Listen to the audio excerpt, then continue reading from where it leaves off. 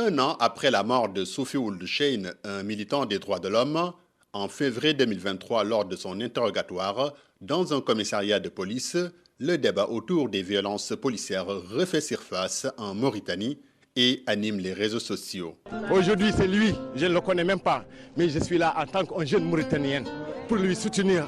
Et contre ça, demain, ça peut être moi qui est là. Ça peut être moi aussi. Cette fois, le débat est relancé par le décès d'un autre jeune, Baba Diop, âgé de 19 ans, qui revenait d'un concert tard dans la nuit. Ses amis pointent du doigt la police qui les aurait poursuivis. On marchait avec mes amis, je les ai dit, ne courez pas, qu'est-ce que vous avez fait? En vérité, nous n'avions rien fait de mal. Nous nous dirigeons simplement vers le carrefour pour trouver un taxi qui nous ramènerait chez nous. À ces tragédies s'ajoute le cas de Omar Diop, âgé de 20 ans, décédé lui aussi peu de temps après sa garde à vue. Sur ce cas, la police rejette sa responsabilité, évoquant un décès sous l'effet de stupéfiants, ce qui n'a pas empêché l'éclatement de manifestations violentes dans plusieurs villes du pays, entraînant un 4e décès. Il faut appliquer la loi, il faut dire le droit. Maître Fatima Tambaye, avocate, souligne l'importance de faire la lumière sur ces affaires pour garantir la justice pour les victimes et leurs familles.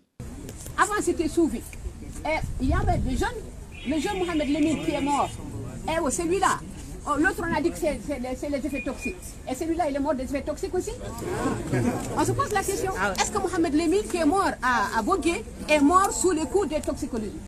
Le porte-parole du gouvernement mauritanien, Nani Ould Cherouka, promet justice aux victimes, mais parle de cas isolés qui, selon lui, n'entachent pas l'intégrité de la police nationale.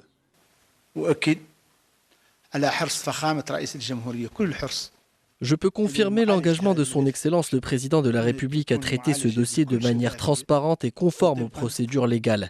Je déplore cependant que certaines pratiques imprudentes et irresponsables poussent les gens à critiquer la police nationale dans son ensemble. La police même dénonce et condamne ces actes.